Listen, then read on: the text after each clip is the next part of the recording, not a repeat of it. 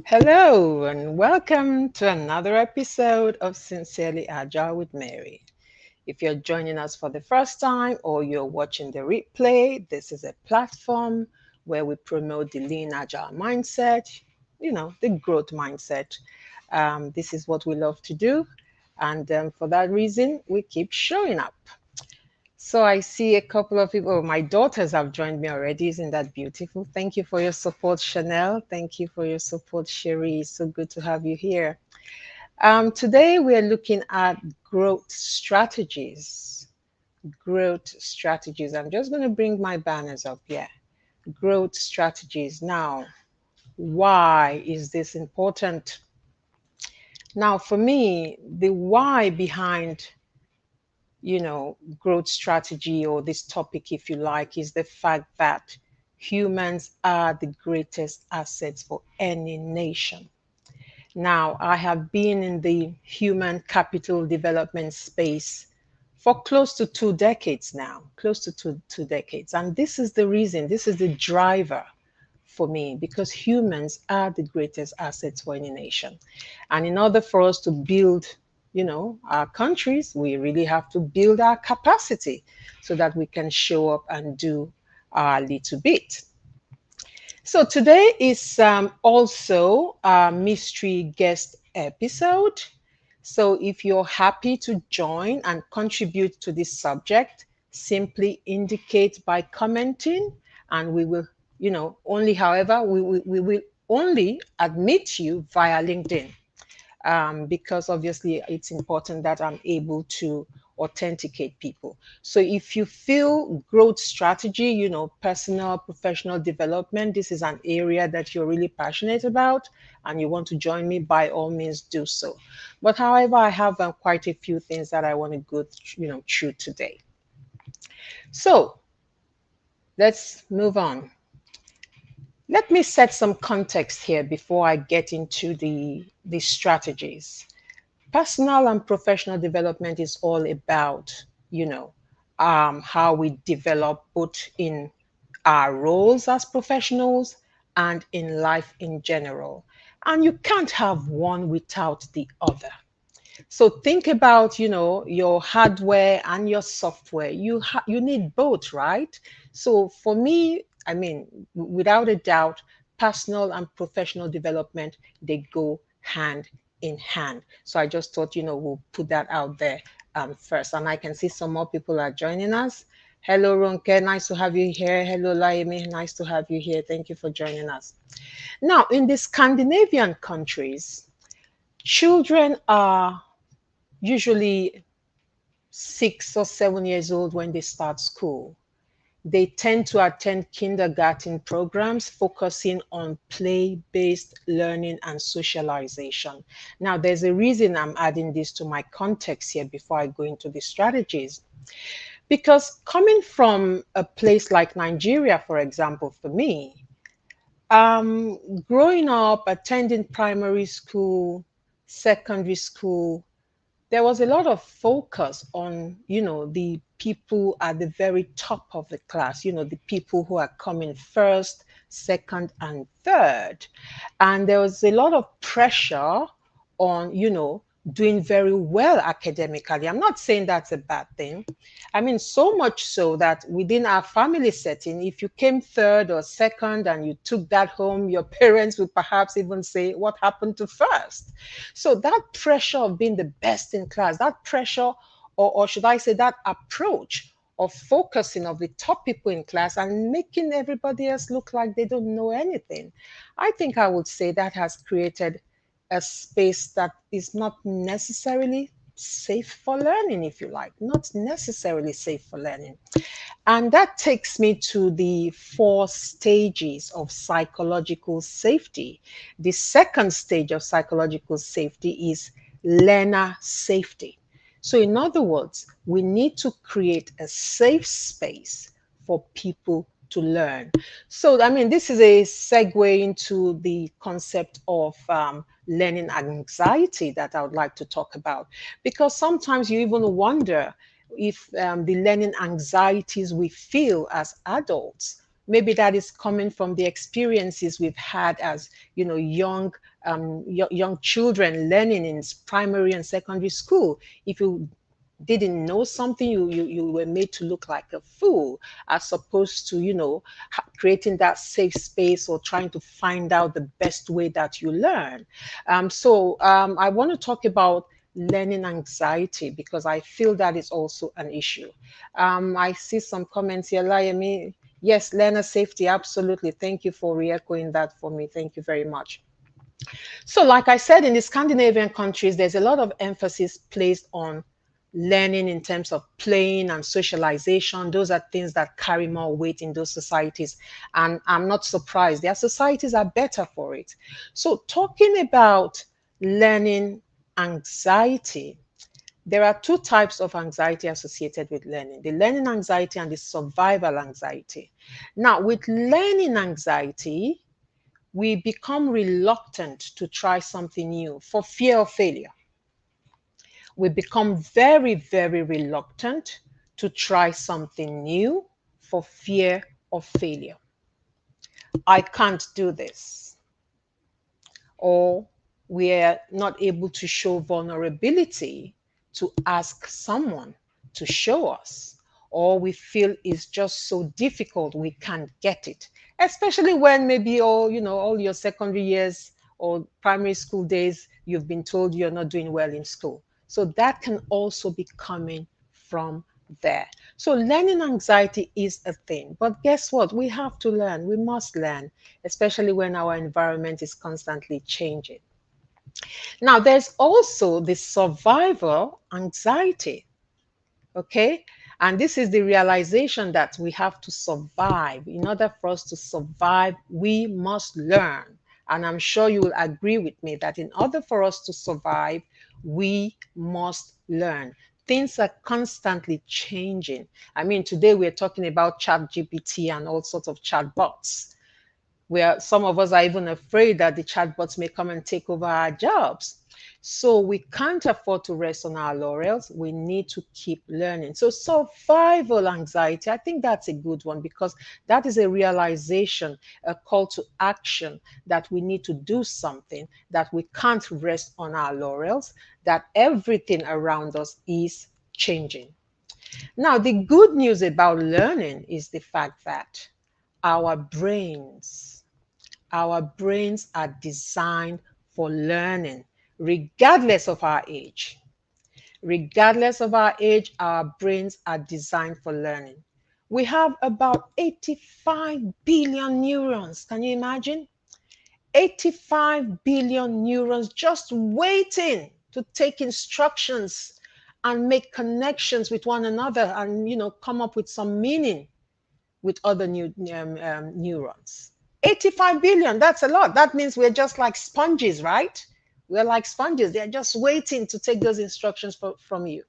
So our brains are designed to learn. So perhaps we can take some comfort from the fact that our brains are designed to learn, regardless of what age we're talking about.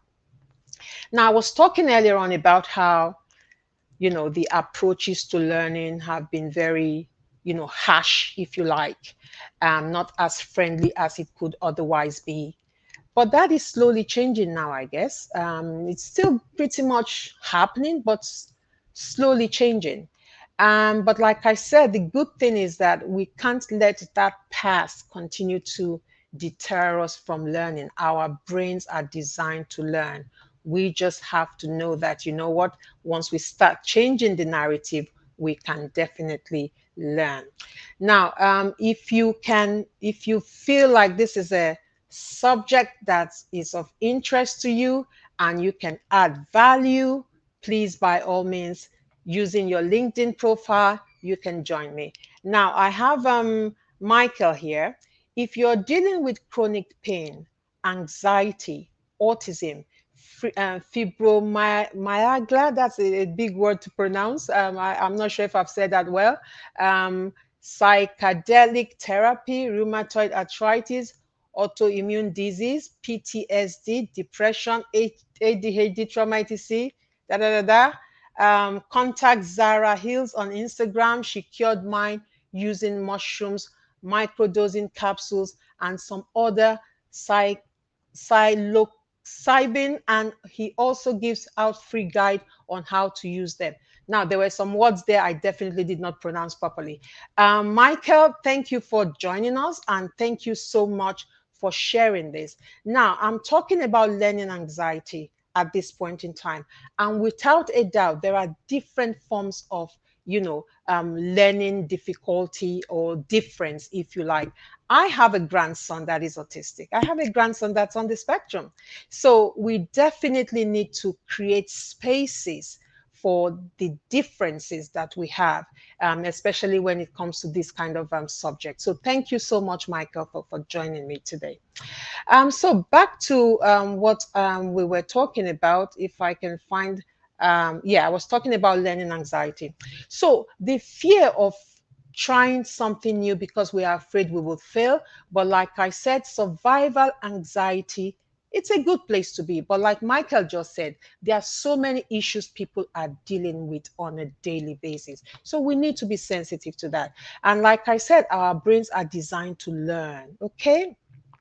Now, um, talking about the strategies, before I go into the strategies, do we have any questions? Do we have anyone that wants to join us? If you feel you can join us, just leave a comment, join us via LinkedIn, and it will be interesting to hear your perspective about growth strategies or any form of anxiety to do with learning.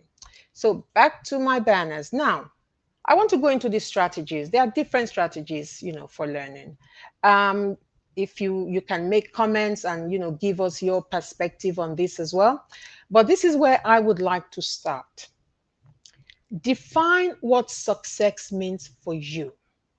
What are you in pursuit of? And remember, you are always evolving. Okay. So define what success means for you. And this is important so that you are not everywhere and nowhere. What does success mean for you? What are you in pursuit of? That needs to be very, very clear. That is your why for your growth. That needs to be very, very clear.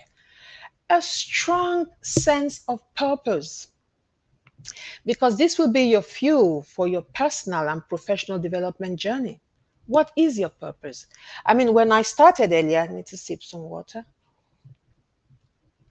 When I started earlier, I said, I have been at this for almost 2 decades. I've been doing this now for almost 2 decades. This is my space. This is what I love to do. I love to impact. I love to teach. I love to mentor. I love to coach. I love to train. And for me, if you wake me up at 3 a.m. in the morning, I'll be happy to do this. It's something I do effortlessly. And one of the things we also need to be looking for in life is that purpose, that thing that we do, and it doesn't feel like work because we love what we do, because we find it fulfilling. I find what I do extremely fulfilling. So I guess I can say I'm lucky, I'm privileged that I'm doing what I love to do. I'll never get tired of doing this. So that strong sense of purpose, have you found your purpose? Because trust me, if you find your purpose, trust me, you would love it. It will be something you get up to do effortlessly. I see some comments. Ronke says hello. So let me just highlight some of the. So we have Chanel here. Thank you for joining us. Thank you, Sherry. These are my daughters. Ronke, thank you for being here. Olayemi, thank you, thank you, thank you. Yes, thank you for sharing that. Hopefully someone joins us, but I'm happy to go it alone as well. And again, Michael, thank you for joining us. Yep. We become reluctant to try something new due to the fear of failure. Absolutely, Yemi, absolutely. Especially when we're coming from a place where, maybe we've been called a fool, maybe we've been called, you can't do this, you can't do that. We've been called all sorts of names because we just never came first in class. So that has some lingering effect as well. So back to my banners. Where was I? Define what success means for you. Have your strong purpose. Now, this is very important as well. I'm coming down with something, it seems. I'm in the United Kingdom, and I'm sure most of you know the weather is horrible right now. The clocks went back a few days ago. It's wet, it's windy, it's cold. So I'm just grateful to be in a warm environment in here right now. Just so much gratitude for that. Okay, so talking about the strategies for growth. Let's get back to that toddler mindset.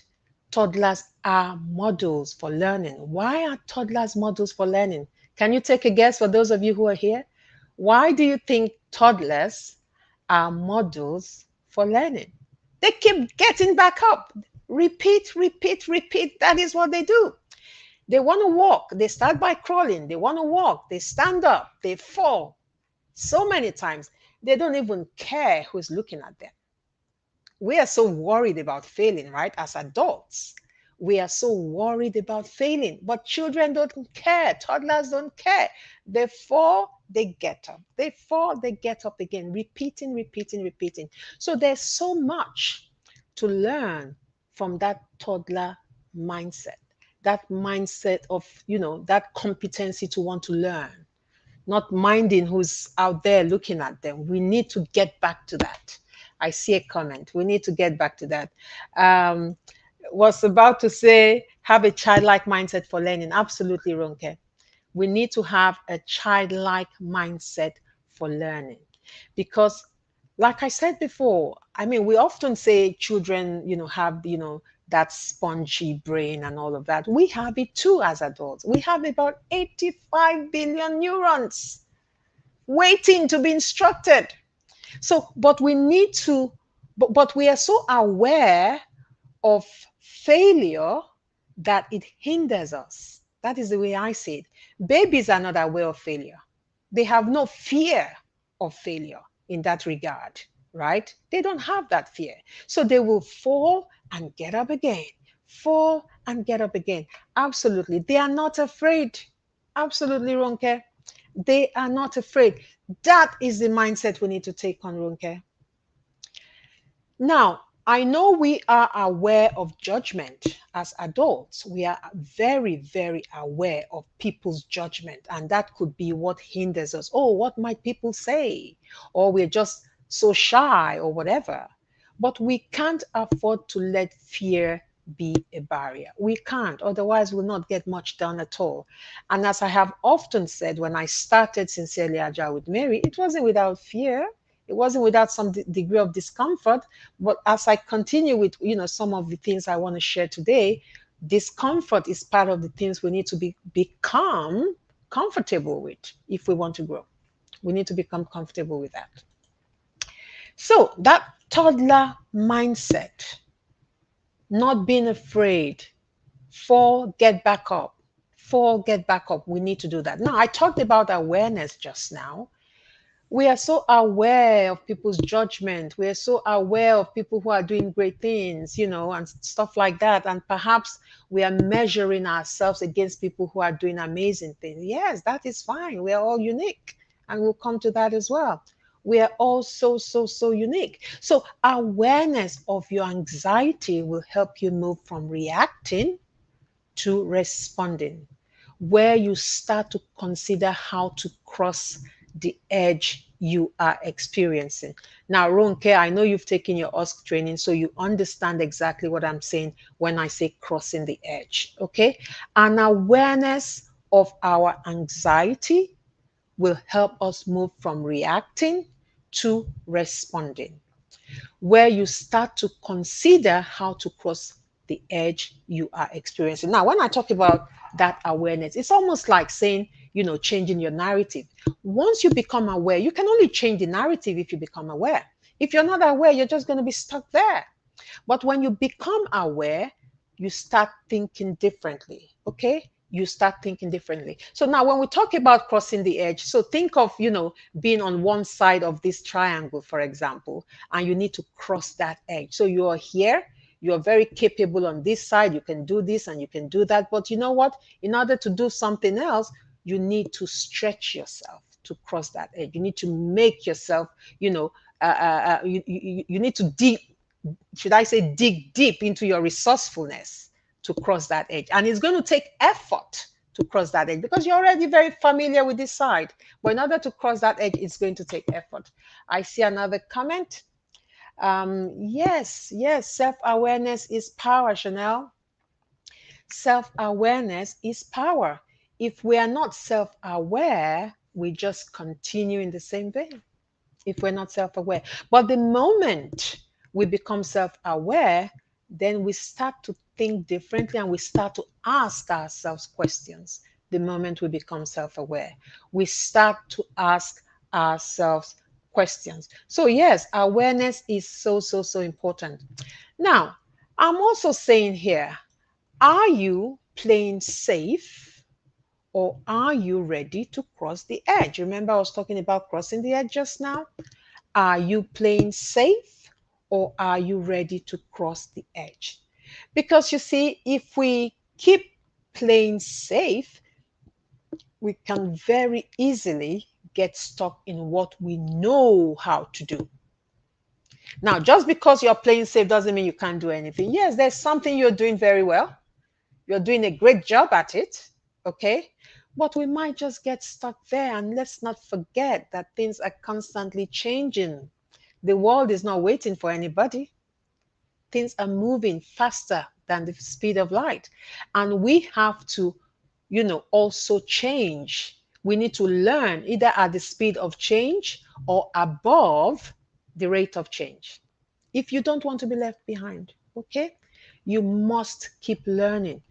And we can't just say, oh, this is what I know how to do already. Things get obsolete very quickly. I mean, look at what we're talking about now in the IT space. We have chatbots. In the past few decades, look at all the programming languages that have, surfaced. So if people who were programming in, I don't know what, COBOL or whatever, if they said, oh, this is all I know how to do, and I'm just going to stop at it, they'll be lost by now. They'll be left behind. So we need to stretch ourselves and work with emergence, okay, so that we can begin to see what to do. I mean, Chanel, you were talking just now about how awareness is power. Now, when we come into that awareness, we start to ask ourselves questions. You start to ask yourself, what do I need to do? These are questions you will never ask yourself if you feel comfortable where you are. What do I need to do? Who can help me? Who can help me? How do I need to do this? When can I start? How can I start? And so many other questions that may, possibly pop up based on context. But you need to get into that awareness. And of course, change the narrative. Change the narrative to an action oriented one. Let's move away from, I can't do this. I don't know this. I will never be able to do this. This is not for me. We need to move away from that language, from that narrative, and move into, I don't know it yet. So if we come back to that edge and you are here, you don't know it yet, in order to cross, you're already saying, you're already asking yourself the right questions. I don't know it yet, but I can cross the edge. I can start learning. You see how this this changing the narrative, this self-talk, positive self-talk can really help us change the narrative. So if you're standing in front of the mirror and you're having a positive self-talk with yourself, then trust me, that is also a good strategy. I do that a lot. I don't know if you do it too. If you talk to yourself in the mirror, let me know. Let me know I'm not the only crazy one here. So if you talk to yourself in the mirror, let me know in the comments. Do you talk to yourself in the mirror? Okay, what kind of questions should we be asking ourselves at the point of awareness? What do I do? What do I need? Who can I ask? Can I Google it? Okay. Is there a podcast that is already attending to this? Is there a book out there that I can buy and start reading? Is there any community out there that I can join? I hope I'm answering your questions, Chanel. Google it. Start from Googling it. Go on YouTube. Is there any, recording or video on YouTube that is already addressing this that I can learn from? Because let's not forget, there are so many resources out there. We're not short of resources. We are not short of resources at all. So this is our mystery guest episode. Still on here by myself, which is okay. I'm comfortable with that. But if you like this subject matter of growth strategies, if you feel you would like to join me, by all means, make a comment that you'd like to join me and I will bring you on. But you have to join me via LinkedIn. Yes, Chanel, that was helpful. Fantastic. Fantastic. So, change the narrative. Change the narrative. I don't know it yet. You are already giving yourself some homework here. I don't know it yet signifies to me that I want to know it. Okay? But if I just go, I don't know, I don't care, I can't be bothered, not for me, then that's where it ends. But when you say, I don't know it yet, you're giving yourself a call to action. And I like this one, stay on your lane. Stay on your lane. We are all very unique. We are all very capable, and we are all very, very resourceful. Okay? Stay on your lane and do you. Find your purpose. Okay? And what do I mean by stay on your lane? You're not competing with anybody. You are not competing with anybody. I say to people, the only competition I'm in is the competition with self. I want to be better than I was yesterday. I'm in competition with myself because I want to grow. I want to grow. I want to be better than I was yesterday. I'm not looking at Angela. I'm not looking at Peter. I'm not looking at John. I can admire them. I will admire John for what they do. I will learn from John. I will learn from Peter. I will learn from whoever. But I stay focused on my purpose. Otherwise, you will be everywhere but nowhere. And when you do that, you will expend your energy, you will waste your time, and you will not achieve much. Okay? You will not achieve much. I see a comment. Like you rightly said, be aware of your edge behaviors, find strategies to propel you forward. Absolutely, Ronke. Be aware of your edge behaviors and find strategies to propel you forward. Thank you for that contribution, Ronke. So stay on your lane, conserve your energy for your purpose. What is it that makes you tick? Okay? Stay on your lane. Be very, very clear on what your purpose is. Be very, very clear on where, the areas in which you want to grow. Have a personal development plan. Have a personal and professional development plan. Like I said before, they go together. It's like hardware and software. Okay? They go together. What is your plan? I had a plan from 7 years ago. When I came back again to the United Kingdom after a short break, I had a plan. I wanted to do A, B, C, D, E, F, G. I had a plan. And I'm coming towards the end of that plan. And of course, I'm adding more stuff to my plan. Okay. As I execute on something else, needs to be done, I add it to my plan.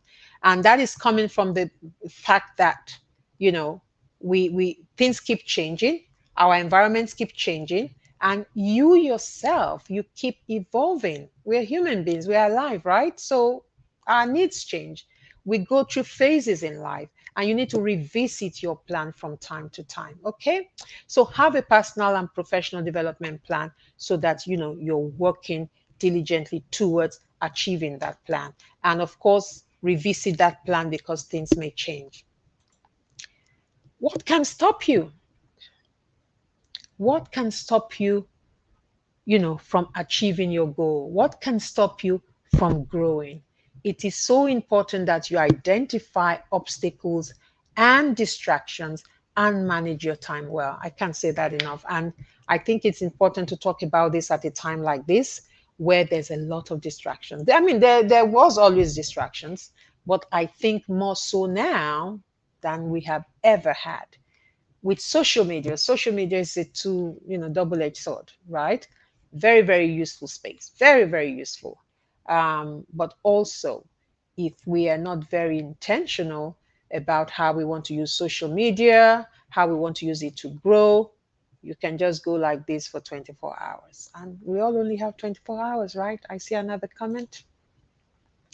Um, Stella says, great insights, Mary. Very realistic perspectives. Absolutely. Thank you for joining us, Stella. It's so good to see you here. So, social media, very, very important, very, very useful. But are we intentional about how we are spending our time? What can stop you? Identify them. You see, it's amazing how when we ask ourselves questions, we begin to gain clarity.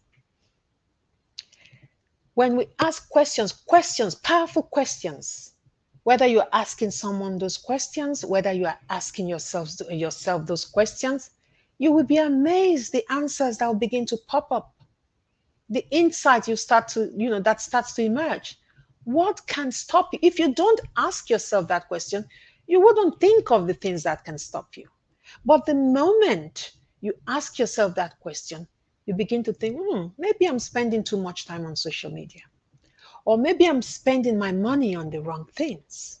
If I continue spending money on the wrong things, then I'll never be able to put money together to get all those training done. It starts to come. What are the obstacles? It could be friends. It could be social media. It could be anything. But you have to identify it. I'm very, very intentional about how I use social media. I use social media a lot. I mean, the internet generally, internet and social media. I use it a lot for learning, teaching myself and teaching others, just like I'm doing right now. So you have to decide how you want to do these things. Nobody's going to dictate it to you. Very, very important. Make learning a habit. Make learning a habit. Apply agile practices. Work in small batches and blocks of time. Reflect and journal. You pick up a book, maybe you're not a fast reader. It's okay. You're not a fast reader. Read just 5 pages. Imagine having a book of 300 pages. If you read just 10 pages a day in a month, you will finish reading that book. Okay, so you might be thinking, oh, I'm not a fast reader. It's okay. Just take short batches, take short blocks of time. When do you want to learn? Okay, do things the way it works for you. Find your own way. Okay, somebody else could be studying for 10 hours. Somebody else is studying for just 1 hour a day. Somebody else is studying for just 30 minutes a day. It works fine.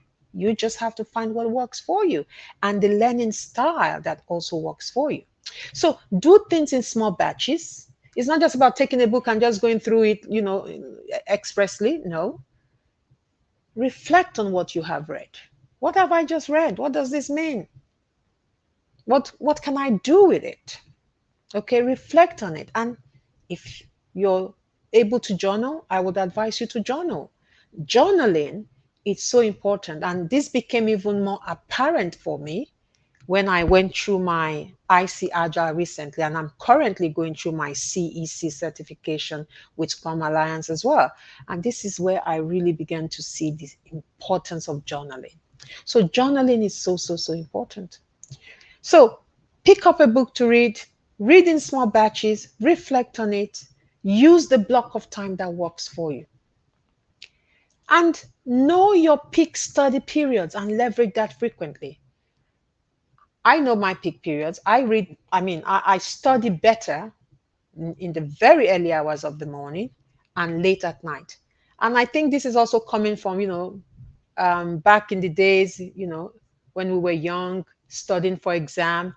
And then as a parent who, throughout my life, I've always studied.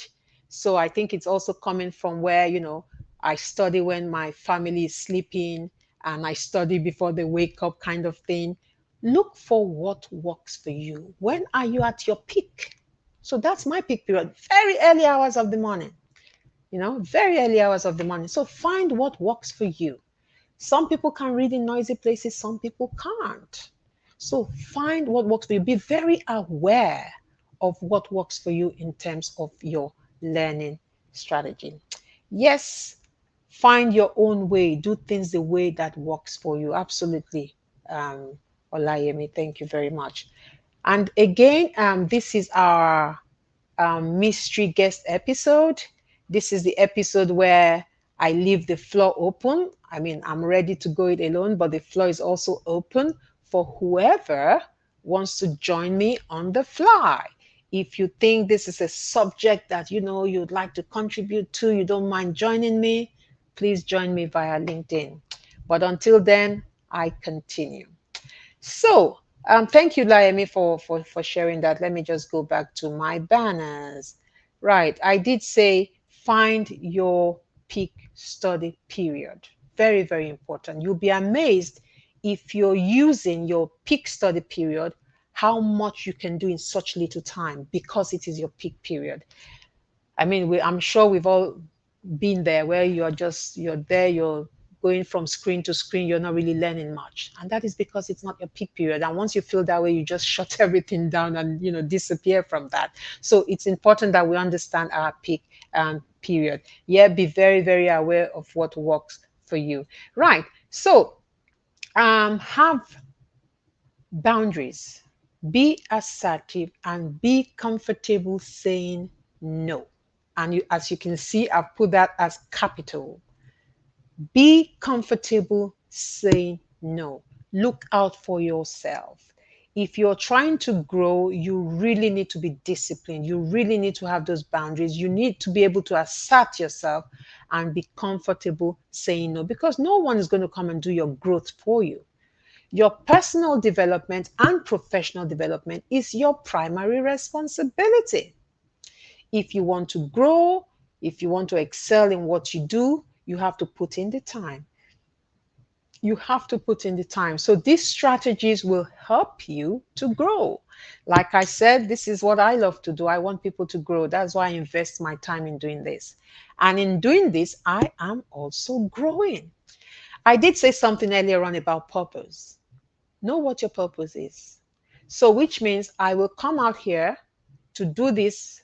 I will continue to show up because this is my purpose. I've been doing this for the human capital development space, is what I've been doing for close to 2 decades now, close to 20 years.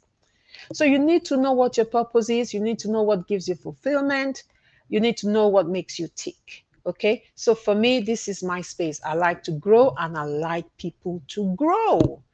We need to scale. We need more people to do better. Okay? Our communities are better when more people are doing better. Society will be better when more people are doing better. It's that simple. The sky is big enough for all the birds, right? It's no different. So know your optimal learning style. So I did talk about knowing when your peak time is. It's also important that you know what your optimal learning style is. Some people like to read a book. Some people like to listen to a podcast. Some people like to be taught more than reading by themselves. Some people learn by doing. They want to do it. They forget if they don't do it. So there are different learning styles.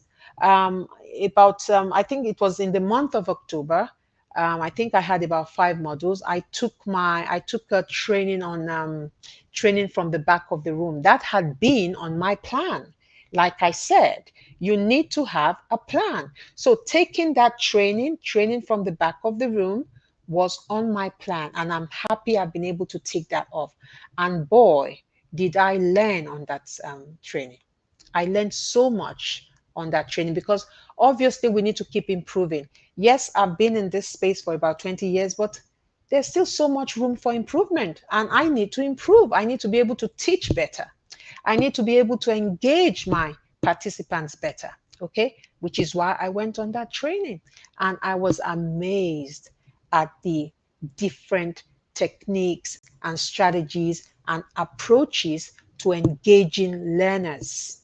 Okay, in as much as I pride myself as having done so well, over the years, I came out of that training thinking, boy, there was so much I was doing wrong, so much I can do better now. So you see, we don't know what we don't know.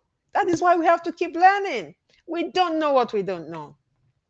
Now, still on the strategies, Community learning. Find your tribe. Find your tribe. I love the way we learn these days. There's always a community for product owners, community for business analysts, communities for product managers, communities for digital marketing. Get into a community. You don't need to do this alone. You don't need to do this alone. There's a community out there for everything these days, okay? And it's easily accessible these days if you're looking in the right places. Find your tribe. Find your tribe and ask for help. Ask for help. Get a mentor. You don't know what you don't know, like I said before.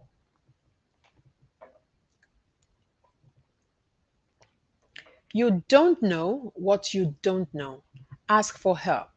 Now, talking about asking for help, I talked about the 4 stages of psychological safety earlier on. Learner safety. We need to create spaces also to help people to learn. Okay? And psychological safety came up a lot in the training I just concluded for training from the back of the room. How can we make it easy for people to ask for help? So, ask for help. Overcome whatever is lingering on in terms of learning anxiety. Be aware of your learning anxiety, okay? Because we all have learning anxiety to a degree. But guess what? Like I said before, we are all intelligent. Our brains are waiting to take instructions from us. We are all intelligent. Intelligence is not a binary proposition. It is not. Creativity is not a binary proposition. We are all creative. We are all intelligent. We must not let fear become an obstacle from being the best that we can possibly be. There's so much we can all do. And we all have a tribe out there waiting for us. Okay? Invest in books and training. I just said I just completed a training. To my right here, there are so many books here. So many books. Invest in books. Invest in training. Listen to podcasts and follow people you admire and can learn from. Follow people you admire and can learn from. Who are you following? I often ask, who are you following? I follow people that I admire. I follow people who are doing things that are similar to what I'm doing so that I can learn from them. Because today, especially on LinkedIn, people take the time to post. People take the time to write fantastic, amazing, and insightful articles.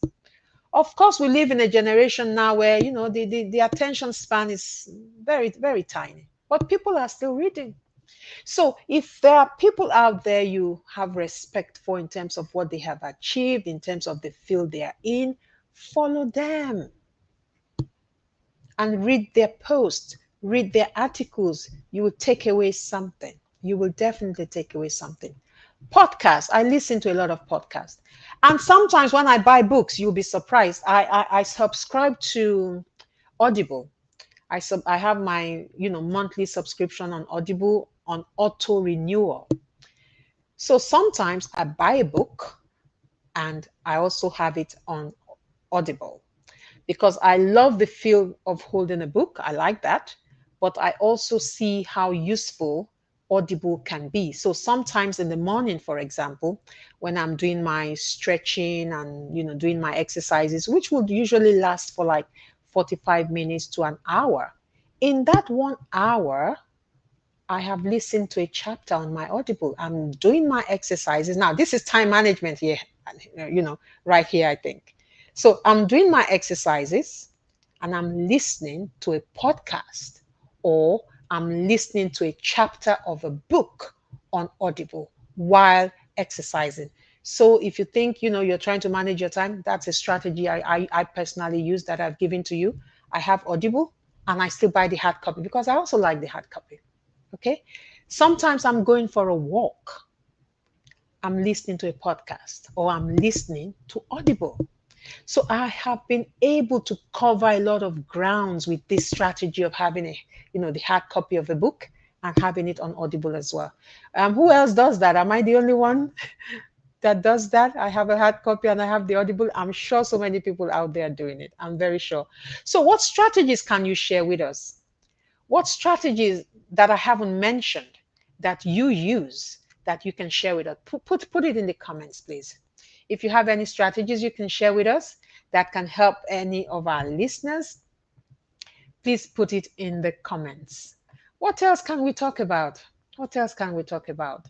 Um, I was talking about purpose earlier. Go back and ask yourself, what's your purpose? Go back and ask yourself a lot of questions. What are the things that make me tick? You know, what do I love doing? What do I really love doing? Sometimes we haven't taken the time to ask ourselves those very important questions. We haven't taken the time to ask ourselves those important questions. So buy books, invest in learning, listen to podcasts. There are a few. I listen to quite a few product owner podcasts. Obviously, there are a lot of agile podcasts out there, facilitation podcasts. I also listen to Timothy Clark. I love Timothy Clark a lot. That is a podcast on culture. Obviously, as an agile coach, culture is very important to me. And he talks a lot about, psychological safety. He talks a lot about culture by design. You know, very interesting podcast. And there's Renee Brown. Renee Brown is amazing. There's, talking about agile community now. There's just too many to mention. So find, and it doesn't have to be an agile podcast. Find a podcast that works for you. There are just too many. Go on Spotify. There are just too many. And like I said, you're going for a walk. That is a strategy when you're short of time. So, any more questions? Any comments? Thank you all for joining us. I'm going to wind down now. We didn't have any mystery guests today. I hope I've done justice to the subject. Thank you, Ronke. Thank you, Chanel. Thank you, Olayemi, for being here. Thank you, Michael, Alessandra, for joining us today, and thank you for the information that you shared with us. I'm sure some people will find that very, very useful because, like I said, these are real, areas that require attention. I have a grandson that is on the spectrum. So, yeah, we need to be sensitive to difference. We need to be very, very sensitive to difference. I think this is where I'm going to draw the curtain. I think this is where I'm going to draw the curtain. Thank you all so much for joining us. And that has been it on growth strategies on Sincerely Agile with Mary. So have a lovely, lovely evening. I'm going to go make myself a cup of tea now. And just chill for the rest of the evening. Thank you all very much. Thank you, thank you, thank you, thank you. Thank you, Chanel. Thank you, thank you. Great topic today. Oh, key takeaways for you. Ask yourself leading questions. Yes, to help you find your path in learning, shift from overthinking to action. Absolutely, Chanel. Absolutely. We really need to change the narrative. We need to do that. We need to do that. I do that a lot. I'm like, Mary, you can do this. And I have done a lot in the last few years. I need to applaud myself, actually. Let me applaud myself. Let me applaud myself. Because sometimes we really don't stop to celebrate ourselves. In the last 7 years, I came into 8 years now. I came into the agile space in the last 8 years. And I've just gone boom, boom, boom, boom, boom, because I had a plan. And I let go of anything that could distract me. And when you are trying to change your life, trust me, you need to let go of a lot of baggage. You need to let go of a lot of things. I mean, I always was someone who kept to herself a lot, but so that helped me a lot. During lockdown, I said to people, I've been on lockdown forever because I'm a homie. So just find what works for you. Have critical conversation with yourself, critical and difficult conversations with yourself, because no one's going to come and do it for you. Okay. And for me, nothing gives me joy than to see people grow. So this is where I am going to leave it. Thank you all very much for joining me. And next week, next week, we're talking about Women entrepreneurship. Yes, let me just bring that up. Next week, we're talking about women entrepreneurship, and we're going to have as a guest Alexis Juma talking about women entrepreneurship. We just want people to do well on this platform. We want people to grow. That is what puts a smile on my face. So, thank you all very much and have a good evening. Bye bye.